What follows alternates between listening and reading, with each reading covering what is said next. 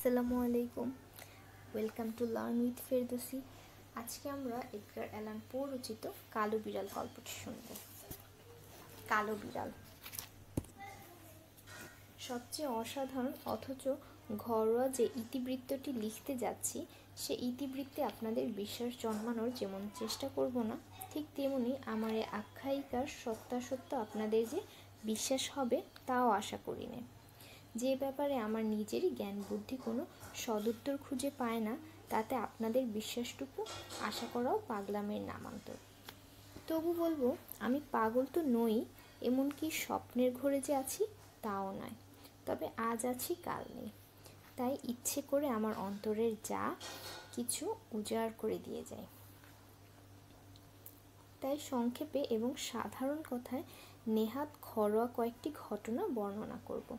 কোনো মন্তব্য বা কোনো জটিলতা এই বর্ণনার মধ্যে না আনাই আমার ইচ্ছে। এই সাদামাটা অতি সাধারণ ঘটনাগুলোর প্রতিক্রিয়া আমাকে ভীত বিমর্ষ করে তুলেছে, আমাকে একেবারে ধ্বংসের মুখে নিয়ে গিয়ে ফেলেছে। তবুও আমি তাদের ব্যাখ্যা করবার চেষ্টা করব না। আমি জানি এই ঘটনাগুলো আমার মনে শুধু বিভীষিকার সৃষ্টি করলেও পাঠকের মনে হয়তো ততটা প্রতিক্রিয়া নাও ঘটাতে পারে। কোনো কোনো বিচক্ষণ পাঠক হয়তো আমার এই বিভীষিকার মধ্যে শুধু সাধারণ ঘটনা পরম্পরার যোগাযোগটুকুই খুঁজে পাবেন। আবার কেউ বা আরও ধীরস্থির বুদ্ধিতে আমার উত্তেজনার কারণগুলোকে যুক্তিতর্কের সাহায্যে অনেকটা লঘু করতেও পারবেন। আমার বর্ণিত এই ভয়াল কাহিনীর মধ্যে হয়তো তারা শুধু মামুলি কয়েকটি ঘটনার কার্যকরণ এবং তাদের প্রতিক্রিয়াটুকু নিয়েই একটি সাধারণ ইন্দ্রিয় সিদ্ধান্তে নেমে আসবেন। ছেলেবেলা থেকে শান্তশিষ্ট এবং মমতাশীল বলে আমার একটা নাম ছিল।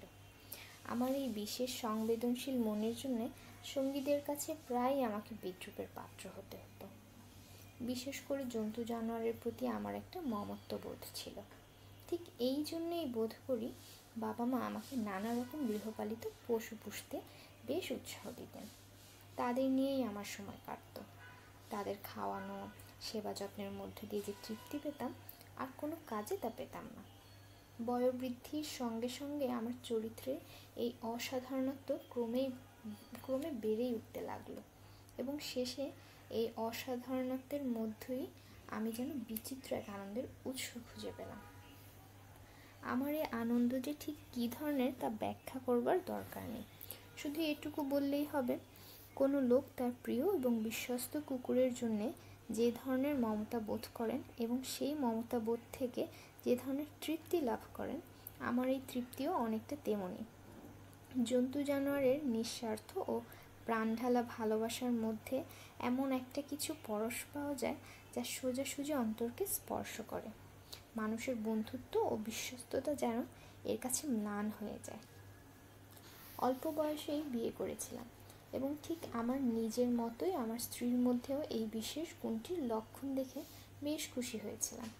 সেও পশু পাখি বড্ড ভালোবাসত। পোষা জন্তু জানোয়ারের প্রতি আমার মমতা দেখে আমার স্ত্রী বেশ কয়েকটি মনের মতো পশু পাখি জোগাড় করতে দেরি করেনি। পাখি, লাল মাছ, একটি চমৎকার কুকুর, কয়েকটি খরগোশ, একটি ছোট্ট বাদর আর একটি বিড়ালও ছিল আমাদের। বিড়ালটি আকারে অতিকায় এবং অত্যন্ত সুন্দর। গায়ের রং একেবারে মিশমিশে কালো। আশ্চর্য রকমের তীক্ষ্ণ বুদ্ধি ছিল বিড়ালটির। তার এই তীক্ষ্ণ বুদ্ধি বা চতুরতা সম্বন্ধে বলতে গিয়ে আমার স্ত্রী প্রায় বলতো, প্রবাদে যে আছে সব কালো বিড়ালই এক একটি ছদ্মবেশী প্রেত বিশেষ, কথাটি ঠিক। বলা বাহুল্য, আমার স্ত্রী মোটেই কুসংস্কারাচ্ছন্ন ছিল না। তবে সে যে এ বিষয়ে কোনো গুরুত্ব আদৌ দেয়নি তা না বললেও চলে। এই বিষয়ে আমার যা মনে পড়েছে শুধু সেটুকুরই পুনরাবৃত্তি করলাম মাত্র। বিড়ালটির নাম রেখেছিলাম প্লুটো। পোষ্যদের মধ্যে সেই আমার প্রিয় ছিল। হ্যাঁ, প্রিয় সঙ্গীই বলা চলে। তাকে আমি শুধু খাওয়াতাম। বাড়ির যেখানেই যাই সে আমার পিছু ছাড়ত না, এক মুহূর্তের জন্যেও পিছু ছাড়ত না। এমনকি পথে বেরলেও সে আমাকে অনুসরণ করতে ছাড়ত না। তখন অনেক কষ্টে তাকে তাড়াতে হতো। এইভাবে বহু বছর আমাদের অন্তরঙ্গতা টিকেছিল। এরই মধ্যে পাশবিক মনোবৃত্তিজনিত অমিতাচারের ফলে আমার চারিত্রিক ও মনোগত পরিবর্তন বেশ খানিকটা ঘটেছিল। এখন সেটা একেবারে চরমে গিয়ে উঠল। দিনকে দিন আমি বেশি খেয়ালি, বিরক্ত আর অপরের প্রতি সামান্য কারণে বা অকারণে অসহিষ্ণু হয়ে উঠছিলাম। স্ত্রীর প্রতি কটু কথা বলে ফেলে নিজেরই মনে কষ্ট হতো। শেষে এমনও ঘটল, তাকে আমি মেরে বসলাম। অবশ্য আমার পোষা পশু পাখিরা আমার প্রকৃতির মধ্যে এই ধরনের পরিবর্তনের ব্যাপারটুকু আগেই টের পেয়েছিল। হঠাৎ কুকুরটা, খরগোশগুলো বা বাদরটা আমার সামনে পড়ে গেলে ওদের উপর নিষ্ঠুর ব্যবহার করতাম সত্যি, কিন্তু প্লুটোর বেলায় অনেক কষ্টে নিজেকে সংযত রাখতাম। ক্রমে আমার অসুখটা বেড়ে চলল। অসুখটা যেন আমাকে গ্রাস করতে উদ্যত। এ যেন মদের নেশার মতো আমাকে পেয়ে বসেছে। শেষকালে প্লুটো আর বাদ পড়ল না। সে বেশ বুড়ো ও ইদানিং একটু কোপন স্বভাব হয়ে উঠেছিল। এখন থেকে সেও আমার রাগচটা প্রকৃতির পরিচয় পেতে লাগল। রাত্রিবেলা শহরের কোনো এক আড্ডাখানা থেকে মদে চুরি হয়ে বাড়ি ফিরেছি। হঠাৎ খেয়াল করলাম বিড়ালটি আমাকে দেখেই যেন ফস করে এড়িয়ে যাবার চেষ্টা করল। খপ করে ওর গলাটা চেপে ধরে ফেললাম। ভয়ে সে হাঁচড় পাঁচড় করতে করতে আমার হাতটায় সামান্য দাঁত বসিয়ে দিল। হঠাৎ কি এক পাশবিক ইচ্ছে আমাকে যেন ভর করল। কাণ্ডজ্ঞান হারিয়ে ফেললাম। মনে হলো যেন আমার নিজস্ব আত্মাটুকু এক মুহূর্তে কোথায় মিলিয়ে গেল। তার বদলে এক ভয়ঙ্কর ঈর্ষাপরায়ণ কুপ্রবৃত্তি আমার সর্বশরীরে স্নায়ুতে স্নায়ুতে শিহরণ দিয়ে গেল। ওয়েস্ট কোটের পকেট থেকে ছোট্ট একটা ছুরি বার করে খুলে নিলাম। বিড়ালটিকে গলা টিপে ধরে তার একটা চোখ চাকু দিয়ে খুবলে কেটে বার করে দিলাম। এই চরম নিষ্ঠুরতার কথা আজ লিখতে বসে আমি অবাক হয়ে যাই, উত্তেজিত হয়ে উঠি, শিউরে উঠি। সকাল। গত রাতের অমিতাচারজনিত উত্তেজনার আর চিহ্ন নেই। ঘুমের মধ্যেই সেসব যেন ধুয়ে মুছে গেছে। বেশ ঠান্ডা মেজাজে গত রাতের নিষ্ঠুর কাজটির কথা মনে পড়তেই শঙ্কিত হয়ে উঠলাম। আমার কুকর্মের জন্য নিদারুণ অনুতাপ ছিল, কিন্তু যতদূর মনে হয় আমার এই অনুতাপের মনোভাবে কোনো গভীরতা ছিল না। একে আন্তরিক কখনোই বলা যায় না, কারণ আমি আবার মদের মধ্যে ডুবে গেলাম। তখনই আবার আমার কৃতকর্মের যা কিছু স্মৃতি সব যেন কোথায় মিলিয়ে গেল। ইতোমধ্যে প্লুটো ধীরে ধীরে সেরে উঠল। এখন তাকে দেখে মনে হয় চোখের জন্য তার আর কোনো যন্ত্রণা নেই, কিন্তু তার চক্ষুহীন অক্ষিকোটরটির দিকে তাকানো যায় না। বীভৎস। সে আগের মতোই বাড়ির সব জায়গাতেই ঘুরে বেড়ায়, কিন্তু আমার সাড়া পেলেই অত্যন্ত ভীত সন্ত্রস্ত হয়ে পালিয়ে যায় সে যেখানেই থাকে। যে প্রাণীটি আমাকে এত ভালোবাসত সেই আমাকে এখন এত অপছন্দ করে, একটুও বরদাস্ত করতে পারে না। দেখে আমার খুব দুঃখ হতো। তখন সেই মুহূর্তটিতে নিজেকে আবার সে আগের মমতাশীল মানুষটির মতোই মনে হতো, কিন্তু মনের এই অবস্থাটুকু বেশিক্ষণ স্থায়ী হতো না। এভাবে কয়েকদিনের মধ্যেই বেশ বিরক্ত হয়ে উঠলাম। শেষে একটা অনমনীয় একগুঁয়েমি ভাবই যেন আমায় পেয়ে বসলো। অদ্ভুত এই যে এই মনোভাবের কোনো কার্যকারণ খুঁজে পাওয়া যায় না, কোনো যুক্তিতর্ক দিয়ে একে বিশ্লেষণ করে বোঝাতে পারা যায় না। এই যে মাথা পাগলা একটা জেদ, এটা আমার সহানুভূতিশীল মনকে যেন নিঃশেষ করে শুকিয়ে দিয়েছিল। মনের এই বিপথগামী গতি আমাদের হৃদয়ের আদিম মনোবৃত্তিরই স্বরূপ। এই মনোবৃত্তি বা অনুভূতিপূর্ণ ও প্রকটভাবে আমাদের চরিত্রকে প্রভাবিত করে। এমন অনেকেই দেখা যায় কোনো একটা গর্হিত কাজ করেছে, কিন্তু তার ওই কুকর্মের হয়তো কোনো কারণই নেই। তার হয়তো মনে হয়েছিল কাজটি তার আদৌ করা উচিত নয়, ব্যাস এইটুকুই। কিন্তু মনের দরজায় কোনো সতর্ক প্রহরী না বসানোর ফলে বাইরের দরজা দিয়ে যা কিছু অন্যায় ভেতরে চলে এসেছে, আর তখনই মন ওটা করবার জন্যেই আকুল হয়ে উঠেছে। এই যে মনোভাব, এটি আমার শেষ পতনকে যেন আরো ত্বরান্বিত করেছিল। এটা সেই দুর্দমনীয় পিপাসা, যে পিপাসা আমার নিজের সংবেদনশীল মনের বিরুদ্ধে, নিজের প্রবৃত্তির বিরুদ্ধে আমাকে উত্তেজিত ও উদ্বুদ্ধ করেছিল। অন্যায় করার ইচ্ছেতেই আমি সেই অবলা জীবটির উপর অত্যাচার চালিয়ে গিয়েছি। একদিন সকালে সম্পূর্ণ নির্বিকারভাবেই বিড়ালটির গলায় দড়ির একটা ফাঁস লাগিয়ে গাছের ডালে তাকে ঝুলিয়ে দিলাম। অশ্রুসিক্ত চোখে তার এই নিদারুণ মৃত্যু দাঁড়িয়ে দাঁড়িয়ে দেখলাম। মর্মপীড়ায় নিজেই দগ্ধ হলাম। তাকে ফাঁসি দিলাম, কারণ সে আমাকে ভালোবাসত।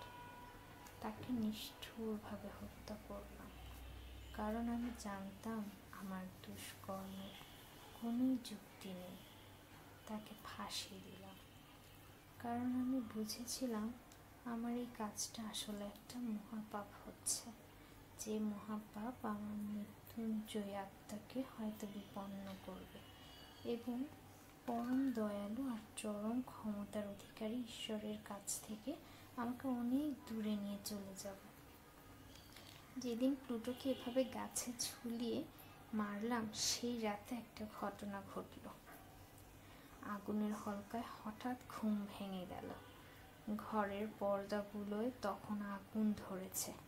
সমগ্র বাড়িটাই দাউ দাউ করে জ্বলতে শুরু করেছে। অতি কষ্টে আমি, আমার স্ত্রী ও একটি চাকর কোনো ক্রমে আগুনের মধ্য থেকে বেরিয়ে এলাম। পুড়ে সব শেষ হয়ে গেল। পার্থিব যা কিছু সম্পদ আমাদের সব পুড়ে ছাই হয়ে গেল। সর্বস্ব হারিয়ে মুষড়ে পড়লাম। আমার নিষ্ঠুর কাজ ও এই দাবানলের মধ্যে কোনো যোগাযোগ বা কার্যক্রম সম্বন্ধ কল্পনা করার মতো দুর্বলতা আমার ছিল না। আমি শুধু কয়েকটি ঘটনা ঠিক যেমন ঘটেছিল তেমনিভাবেই লিখে যাচ্ছি। ঘটনা পরম্পরার কোনো সম্ভাব্য যোগাযোগকে ইঙ্গিত করা আমার ইচ্ছে নয়। অগ্নিকাণ্ডের পরের দিন আমাদের বাড়ির ধ্বংসস্তূপের কাছে গিয়েছি। বাড়ির সব দেয়ালগুলোই ভূমিসাৎ হয়েছে। বাড়ির মধ্যখানে আমার শোবার ঘরের একটি অপেক্ষাকৃত পাতলা দেয়াল শুধু দাঁড়িয়ে আছে। এই দেয়ালটির দিকে মাথা করে আমি শুতাম। সম্প্রতি এই দেয়ালটিতে নতুন করে বালি কাজ করা হয়েছিল। খুব সম্ভব সেজন্যই লক্ষ্য করলাম দেয়ালটি আগুনকে যেন বেশ খানিকটা রোধ করতে পেরেছে। দেখলাম দেয়ালটির কাছে অনেক লোক জড়ো হয়ে কি দেখছে। কেউ কেউ আবার অত্যন্ত কৌতূহলী হয়ে মনোযোগ দিয়ে দেয়ালটির জায়গা বিশেষ পরীক্ষা করছে। কেউ বলছে আশ্চর্য, আবার কেউ অদ্ভুত অদ্ভুত বলে চিৎকার করছে। ওদের এই ধরনের কথাবার্তায় আমিও কৌতূহল হয়ে সেদিকে এগিয়ে গেলাম। দেখলাম সাদা দেয়ালের গায়ে জলছবির মতো আচ্ছা একটি ছবি, বিরাট একটা বিড়ালের প্রতিকৃতি। বিস্ময়কর এবং অদ্ভুত নিখুঁত প্রতিকৃতিটি। বিড়ালটির গলায় একটা দড়ির চিহ্ন রয়েছে। প্রথম দেখা মাত্রই এই দৃশ্যে ভৌতিক ছাড়া আর কিছু মনে হয়নি। বিস্মিত ও আতঙ্কিত হয়ে উঠলাম, কিন্তু ধীরে ধীরে অভিভূত ভাবটা কাটিয়ে উঠতে লাগলাম। পরিষ্কার মনে পড়ল বাড়ির পাশেই বাগানের একটি গাছের ডালে বিড়ালটিকে গলায় দড়ি দিয়ে ঝুলিয়ে মেরেছিলাম। বাড়িতে যখন আগুন লাগে সে সময় প্রতিবেশীরা অনেকে এই বাগানের মধ্যে এসে জড়ো হয়েছিল। খুব সম্ভব ওদের মধ্যেই কেউ মৃত বিড়ালটিকে দড়ি কেটে গাছ থেকে নামিয়ে আমার শোবার ঘরের খোলা জানালা দিয়ে ভেতরে ছুঁড়ে ফেলেছে। উদ্দেশ্য আর কিছু নয়, ঘুম থেকে আমাকে জাগানো। আমার ধারণা এই অবস্থাতে পাশের দেয়ালের পতনের ফলে খুব সম্ভবত মৃত বিড়ালটি অক্ষত দেয়ালটির পলস্তরার সাথে চেপটে পিষে একাকার হয়ে গিয়েছিল এবং তার ফলে দেয়ালের চুন ও জ্যান্ত দেহের অ্যামোনিয়ার সংমিশ্রণে আর আগুনের তাপে হয়তো এইভাবে একটা নিখুঁত প্রতিকৃতি সৃষ্টি হয়েছে।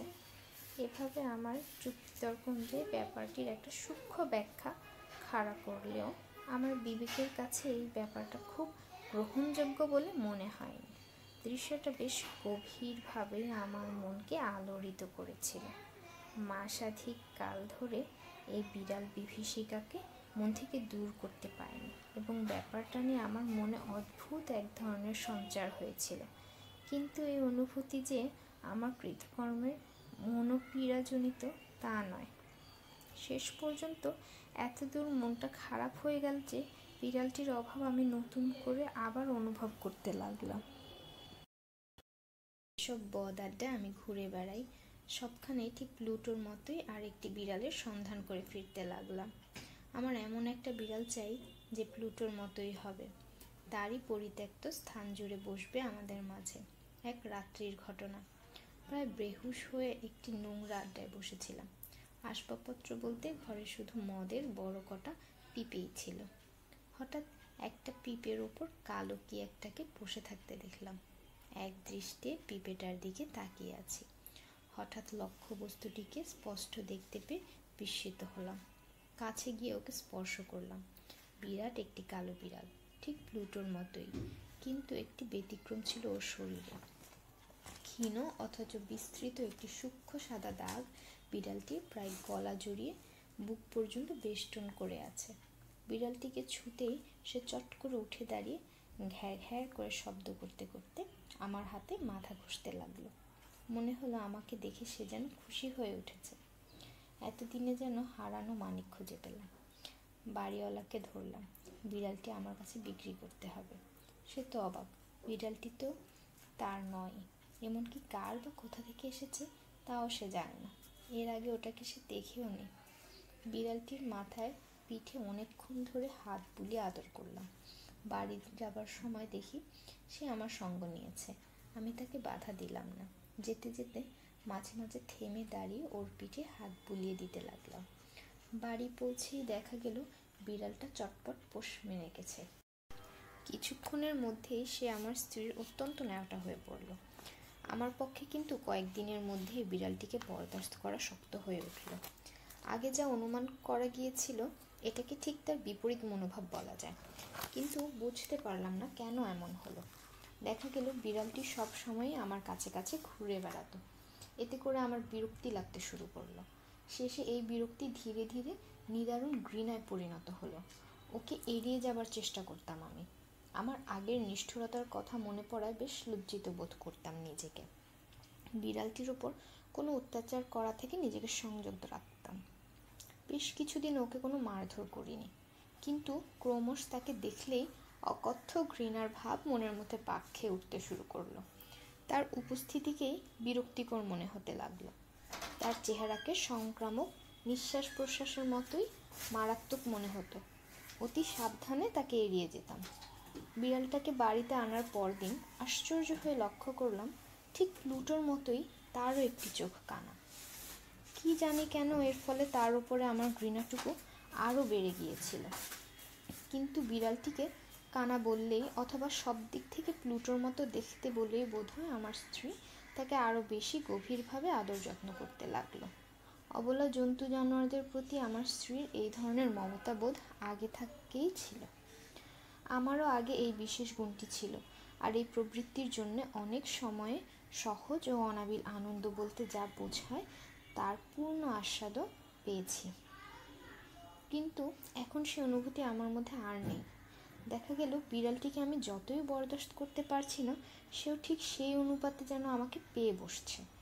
সে যে কি অদ্ভুত আদুরে হয়ে আমাকে সবসময় অনুসরণ করতো তা আপনারা বুঝে উঠতে পারবেন না। হয়তো কোথাও বসেছি, দেখা গেল ঠিক আমার চেয়ারের নিচে সে বসে আছে। কোনো কোনো সময় সে আবার লাফিয়ে আমার কোলে উঠে বসতো। তারপর চলতো তার আহ্লাদের বহর। ঘৃণায় আমার গা রি রি করে উঠত। উঠে চলে যাচ্ছি, দেখা গেল সে তখন আমার দু পায়ের ফাঁকের মধ্যে দিয়ে হাঁটছে। সময় সময় পায়ে পা জড়িয়ে আছাড় খাবার উপক্রম হতো। মাঝে মাঝে আমার কাপড়ে আবার তীক্ষ্ণ নখ আটকে দিয়ে হাঁচড় পাচড় করে সোজা বুকের কাছে উঠতে আসতো। মনে হতো একটা ঘায়ে ব্যাটাকে শেষ করে দিই, কিন্তু অনেক কষ্টে নিজেকে সংযত রাখতাম। অতীতের নিষ্ঠুরতার কথা মনে পড়ে যেত। আর সত্যি কথা বলতে কি, বিড়ালটিকে দেখলেই আমি এমন আতঙ্কিত হয়ে পড়তাম যে তার কোনো ক্ষতি করার সাহসই হতো না আমার। এই যে আমার আতঙ্কিত ভাব, এটা কিন্তু নিজের কোনো শারীরিক ক্ষতির ভয় নয়।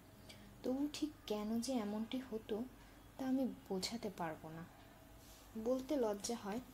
এই বিকটাকার জীবটি ও তার হিংস্র আচরণ আমার মধ্যে যে কী ধরনের বিভীষিকা ও ত্রাসের সঞ্চার করছিল তা নিজেই বুঝে উঠতে পারছিলাম না। ওর গলার কাছে যে সূক্ষ্ম সাদা দাগটি ছিল সে বিষয়ে আমার স্ত্রী অনেকবারই আমার দৃষ্টি আকর্ষণ করেছিল। আমি আগেই বলেছি এই দাগটুকু একমাত্র যা প্লুটোর ছিল না।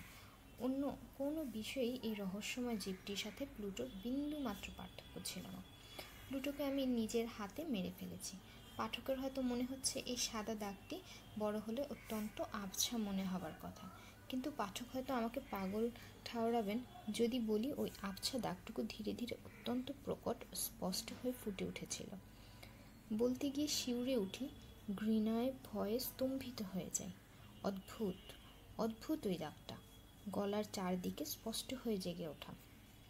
ঠিক ঠিক যেন ফাঁসির একটা দড়ি গলায় চেপে বসে আছে। তাকানো যায় না। মৃত্যু শীতল অসহ্য যন্ত্রণা, অসহ্য ত্রাসের প্রতীক যেন আমার চোখের সম্মুখে জেগে ওঠে। সামান্য একটা জীব, তুচ্ছ একটা বিড়াল এমনি করে আমার দেহ মনকে বিভীষিকার বিষে কুঁকড়ে দিচ্ছে, আমার মনুষ্যত্বকে দুমড়ে মুচড়ে ভেঙে দিচ্ছে, আমাকে সহ্যের সীমা ছাড়িয়ে রসাতলে নিয়ে গিয়ে ফেলেছে। মানুষ হয়ে আমি কিনা একটা পশুর কাছে হীনতম তুচ্ছতম একটা জীবে পরিণত হয়েছি। দিনরাত যখনই ভাবি মনে হয় আমার শান্তি নেই, সুখ নেই। ভয়, শুধু ভয় আর ত্রাসের তুহিন শীতল অস্থিরতা। প্লুটো সবসময়ই আমার সাথে সাথে ঘুরে বেড়াতো, কিন্তু এ বিড়ালটা তার চেয়েও ভীষণ। হয়তো হঠাৎ ঘুম থেকে জেগে উঠেছি, দেখি বুকের ওপর সে চেপে বসে আছে। তার গরম নিঃশ্বাস আগুনের হলকার মতো মুখে এসে লাগছে। জলজান্ত দুঃস্বপ্নের মতো বিকটাকার বিড়ালটিকে বুকের উপর থেকে নিচে ফেলে দেবার মতো জোরও যেন পাইনি। বুকের উপর চেপে বসে চিরতরে ও যেন আমার হৃদয়ের একটা বিরাট বোঝা হয়ে থাকতে চায়। ওহ, কি অসহ্য যন্ত্রণা!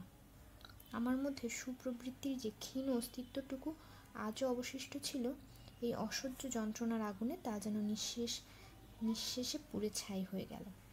কুচিন্তা যেন ক্রমাগত ছায়ার মতো আমার আশেপাশে ঘুরে বেড়াতে লাগলো। স্বভাবসুলভ খেয়ালি মন আমার সবার ওপরেই বীতশ্রদ্ধ হয়ে উঠল। কোনো মানুষকেই আমার আর বরদাস্ত হতো না, ঘৃণা হতো। এই মানসিক প্রলয়ঙ্কর দুরবস্থায় আমার দিক স্থান কাল পাত্র জ্ঞানও থাকতো না। বলতে কষ্ট হয়, আমার এই মানসিক প্রলয়ঙ্কর দুরবস্থায় আমার চোটপাট সবই প্রায় স্ত্রীর ওপরই গিয়ে পড়ত। আমার উচ্ছৃঙ্খলতার বেচারি জর্জরিত হয়ে যেত। ইতিমধ্যে আমার আর্থিক অসচ্ছলতা বেশ চরমে উঠেছিল। পুরনো বাড়িতেই আমরা বসবাস করছিলাম। একদিন ভাড়ার ঘরে গিয়ে একটা জিনিসের খোঁজে যাচ্ছি। স্ত্রীও সঙ্গে রয়েছে। বিড়ালটিও দেখলাম ঠিক আমার পেছনের সংকীর্ণ সিঁড়ি বেয়ে নেমে আসছে, পায়ে পা জড়িয়ে, প্রায় আছাড় খাবার জোগাড়। মাথায় আমার আগুন চেপে গেল। সব ভুলে গেলাম। পরে কি ভীষণ কাণ্ড ঘটতে পারে তা একবারও মনে এলো না। একটা কুড়াল তুলে নিয়ে সজোরে বিড়ালটির মাথায় ঘা বসিয়ে দিতে উদ্যত হলাম। কুড়ালটা ওর মাথায় পড়লে আর রক্ষা ছিল না, কিন্তু তা আর হলো না।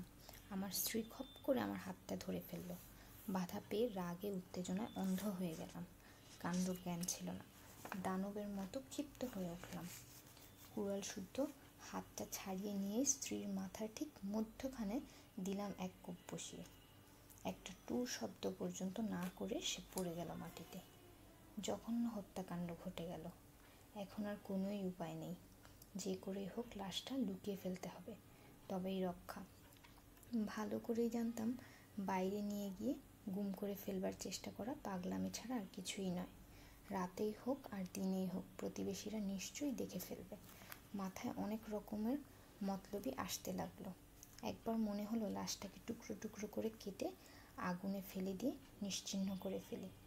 আবার তক্ষুনি মনে হলো ভাড়ার ঘরের মেঝেতে গর্ত করে ওটাকে পুঁতে ফেললেই ভালো হয়। আবার মনে হলো ওটাকে উঠোনের পাতকুয়োর মধ্যে ফেলে দেওয়া যাক, ইত্যাদি। কিন্তু শেষ পর্যন্ত যে মতলবটি এলো সবগুলোর চেয়ে এটিই বেশি যুক্তিযুক্ত। মধ্যযুগের তান্ত্রিকরা যেমন করত, আমিও ঠিক করেছি ঠিক তেমনই করব। লাশটাকে দেয়ালের মধ্যে গেঁথে ফেলার সিদ্ধান্ত নিলাম। এই ধরনের কাজের জন্য ভাড়ার ঘরটিকে সবচেয়ে উপযুক্ত জায়গা বলা যায়। এর দেয়ালগুলো নড়বড়েভাবে গাঁথা, আবার নতুন করে যে বালির কাজ করা হয়েছে তাও স্যাঁতস্যাঁতে অবস্থায়, ভালো করে শুকোয়নি, খানিকটা নরম রয়েছে। দেয়ালের গায়ে একটা ধোঁয়া বেরোবার চিমনির চিহ্ন রয়েছে। স্পষ্ট বোঝা যাচ্ছে অগ্নিকুণ্ডের জায়গাটা ভরাট করে ফেলে এটাকে পুরোদস্তুর একটা ভাড়ার ঘরে পরিণত করা হয়েছে। নড়বড়ে দেয়ালটার কয়েকটা ইট সরিয়ে নিয়ে তার মধ্যে যে লাশটাকে ভরে দিয়ে আবার দেয়ালটাকে পরিষ্কার গেঁথে দিতে পারবো, তাতে আমার কোনোই সন্দেহ রইল না। নিখুঁতভাবেই আবার দেয়ালটিকে মেরামত করে দেয়া যাবে। কারোর সাধ্য নেই বুঝতে পারে। আমার এই অনুমান ভুল হয়নি। শাবলের চার দিয়ে ইটগুলোকে নামিয়ে নিলাম। তারপর বেশ সাবধানে লাশটাকে ভেতরের দেয়ালের মধ্যে রেখে আবার ইটগুলোকে আগের মতো সাজিয়ে দিলাম। সুরকি, বালি ইত্যাদি জোগাড় করলাম। কোনো বিষয়েই খুঁত রাখা হলো না। পলস্তারা মেশাবার সময় যতদূর সম্ভব সাবধান হলাম। আমার বালির কাজ ঠিক আগেরটির মতো হতে হবে। সমস্ত দেয়ালটার বালির কাজ যখন সুচারুরূপে শেষ করা গেল, তখন দেয়ালটার আগাগোড়া দেখে মনটা বেশ খুশি হয়ে উঠল। এখন আর মনেই হয় না দেয়ালটাকে কিছুক্ষণ আগে ভেঙে ফেলা হয়েছিল। চুন সুরকির ঝুড়োগুলো খুব সাবধানে খুঁটে খুঁটে তুলে নিয়ে বাইরে ফেলে দিলাম। তারপর চারদিকে একবার বিজয় গর্বে তাকিয়ে নিয়ে নিজের মনে বললাম, সত্যি অন্তত এই ব্যাপারে আমার পরিশ্রম শেষ পর্যন্ত সার্থক হয়েছে। যে জন্তুটি এত কাণ্ডের মূল, এবার তাকে খুঁজে বার করতে হবে। মনে মনে স্থির প্রতিজ্ঞ হলাম, ওই পাপটাকে এবার শেষ করব। সেই মুহূর্তে ওটাকে পেলে আর আস্ত রাখতাম না। কিন্তু বিড়ালটিও কম চালাক নয়। সে বোধহয় আমার মতলবটা আগে ভাগেই টের পেয়েছিল। আমার কিছুক্ষণ আগেকার মূর্তি সে বোধহয় ভুলতে পারেনি। তাই বোধহয় কোথাও গিয়ে লুকিয়ে আছে। ভাবলাম ভালোই হয়েছে, তার এই অনুপস্থিতিতে আমি স্বস্তির নিঃশ্বাস ফেলে বাঁচলাম। এই মুক্তির আনন্দ যে কী তা বলে বোঝানো অসম্ভব। রাতে সে আর ফিরে এলো না। তার এ বাড়িতে আসার দিন থেকে এই একটি মাত্র রাতে আমি নিশ্চিন্তে একটু ঘুমোতে পারলাম। গভীর নিদ্রা, অদ্ভুত আমেজপূর্ণ ঘুম। স্ত্রীকে হত্যা করার যে গ্লানি, সে গ্লানিকেও যেন এই আমেজ পরিতৃপ্ত এই ঘুমের আবেশে ধুয়ে মুছে দিয়ে গেল। পরদিন এবং তার পরের দিনটিও কেটে গেল ভালোভাবেই। সেই মূর্তিমান দুঃস্বপ্ন আর ফিরে এলো না। অনেকদিন পর নিজেকে স্বাধীন মানুষ বলে মনে হতে লাগলো। স্বস্তির নিঃশ্বাস নিলাম বুক ভরে। বিভীষণ বোধহয় একেবারেই দূর হয়েছে। আপদ গেছে, আর ওকে দেখতে হবে না। আমার এখন নিরবচ্ছিন্ন সুখ। এ সুখের মধ্যে আমার কুকর্মের স্মৃতি কোনো বিকার ঘটাতে পারবে না। কেউ আমার স্ত্রীর খোঁজ করতে শুরু করলেন ইতিমধ্যে, কিন্তু তাদের সবাইকে বেশ তড়িৎ উত্তর দিয়ে নির্বিঘ্নে বিদায় করে দেয়া গেছে। এমনকি একবার থানা তল্লাশিও হয়েছিল, কিন্তু তারা আপত্তিকর কিছুই পায়নি। আমার ভবিষ্যৎ সুখ এখন সম্পূর্ণ নিরাপদ। হত্যাকাণ্ডের 4 দিনের দিন একদল পুলিশ কর্মচারী আচমকা ঘরে এসে ঢুকলেন। তারা খুঁটিয়ে খুঁটিয়ে বাড়ির চারদিকে থানা তল্লাশি করতে লাগলেন। লাশ লুকিয়ে রাখবার জায়গাটার নিরাপত্তা সম্বন্ধে আমার বিন্দুমাত্র সন্দেহ ছিল না, তাই আমি মোটেই উদ্বিগ্ন হইনি। পুলিশ কর্মচারীরা থানা তল্লাশির সময় আমাকে তাদের সঙ্গে সঙ্গে থাকতে বললেন। কোনো কিছুই দেখতে বাদ রাখলেন না তারা। পরপর 4 বার তারা আমাকে নিয়ে ভাড়ার ঘরে গেলেন। বিন্দুমাত্র চঞ্চল হইনি। বুকখানা এমনি নির্বিকারভাবে স্পন্দিত হচ্ছিল যেন কিছুই জানি না। ভাড়ার ঘরে ঢুকে এ ধার থেকে ও ধার পর্যন্ত পায়চারি করে বেড়ালাম। বুকের উপর হাত দুটো ভাঁজ করে রেখে নির্বিকারভাবে ঘরের এ মুড়ো থেকে ও মুড়ো পর্যন্ত পদচারণা করে বেড়াতে লাগলাম। থানা তল্লাশির পর পুলিশ কর্মচারীরা বেশ সন্তুষ্ট হয়েই চলে যাবার উপক্রম করলেন। ভেতরে ভেতরে আমার স্ফূর্তি তখন দেখে কে। নিজেকে সামলে রাখাই দায় হয়ে উঠল। আরও কিছু একটা বলে ওদের আরও একটু নিঃসন্দেহ করে দেবার জন্যে ভেতরে ভেতরে আমি একেবারে অধৈর্য হয়ে উঠছিলাম। এইটুকু হলেই যেন আমার পুরো নিরপরাধ হওয়াটা আরও নিশ্চিত, আরও পাকাপাকি হয়ে যায়। তারা সিঁড়ি বেয়ে উপরে উঠতে লাগলেন। আমি তাদের সম্বোধন করে বললাম, ভদ্র মহোদয়গণ, আপনাদের সন্দেহ ভঞ্জন করতে পেরে আমি সত্যি আনন্দিত। আপনাদের কুশল কামনা করি। তবে আশা করি এরপর আপনারা এই ধরনের ব্যাপারে আরও একটু ভদ্রতার পরিচয় দিতে যত্নবান হবেন। আর হ্যাঁ, একটা কথা বলতে ভুলে গিয়েছিলাম, এই বাড়িটা গঠন কাজের দিক থেকে সত্যি বেশ মজবুত। অবলীলাক্রমে কি বলতে গিয়ে আমি কি যে বলে ফেলেছি তা নিজেই বুঝতে পারিনি।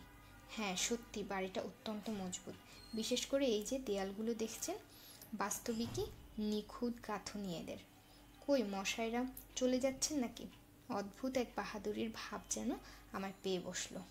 উন্মাদের মতোই আমি আমার হাতের ছড়িটা দিয়ে সদ্য গাঁথা দেয়ালটায়, যার মধ্যে আমার স্ত্রীর লাশ গাঁথা রয়েছে, বেশ জোরে কয়েকটা গুঁতো মারলাম। কিন্তু হা খোদা, শয়তানের কটাক্ষ থেকে তুমি আমাকে বাঁচাও। আমার ছড়ির আঘাতের শব্দের রেশ বাতাসে মিলিয়ে যেতে না যেতেই দেয়ালের ভেতর থেকে কে যেন চিৎকার করে উঠল। প্রথমটা গোঙানির মতো চাপা একটা স্বর, ছোট ছেলের ফুপিয়ে কাদার মতো অনেকটা। পরক্ষণে শব্দটা হঠাৎ বেশ একটু চড়া হয়ে উঠল। তারপরেই শুরু হলো একটানা অমানসিক দুর্বোধ্য একটা শব্দ। ক্রমে সে চিৎকার যন্ত্রণাকাতর বিভৎস এক আর্তনাদে পরিণত হলো। কি ভয়ঙ্কর, কি করার তীক্ষ্ণ আর্তনাদ যেন বাতাসে বাতাসে কেঁপে কেঁপে ফিরছে। নিজের কথা আর কিছু বলতে যাওয়া বোকামি। প্রায় মূর্ছিত অবস্থায় আমি বিপরীত দিকের দেয়ালে ঢলে পড়লাম। এক মুহূর্তের জন্য পুলিশরা স্তম্ভিত হয়ে সিঁড়ির ওপর দাঁড়িয়ে থাকলেন। এই বিভৎস ব্যাপারে তারা ভীষণ আতঙ্কিত। কিছুক্ষণের জন্য কিংকর্তব্য বিমূঢ় হয়ে গেলেন। পরক্ষণেই 5-6 জন পুলিশ কর্মচারী ক্ষিপ্র গতিতে দেয়ালটা ভাঙতে শুরু করে দিলেন। দেয়ালটি একেবারে সবটুকুই হুড়মুড় করে পড়ে গেল। আমার স্ত্রীর মৃত দেহটার সম্মুখেই সোজা হয়ে দাঁড়িয়ে, চাপ চাপ রক্তের ডেলা আর পচা মাংসের সে এক বিভৎস দৃশ্য। আর তখনই দেখা গেল লাশটার মাথার উপর বসে আছে ভীষণ মূর্তিমান বিভীষিকা, যেন সেই কালো বিড়ালটা। লাল মুখ হা করে আছে, একটি মাত্র চোখ থেকে যেন তার প্রতিহিংসার তীব্র আগুন ফুটে বেরোচ্ছে। দুর্ভাগ্য আমার, এই শয়তানের কারসাজি শেষ পর্যন্ত আমাকে খুন করতে বাধ্য করেছিল, আর তার শয়তানি আজ আমাকে জল্লাদের হাতে তুলে দেওয়ার ব্যবস্থা করলো। আমি বুঝতেও পারিনি দেয়াল গাঁথবার সময় কখন আমি নিজের অজান্তেই এ পিশাচকেও ভেতরে রেখেই দেয়ালটা গেঁথে ফেলেছিলাম।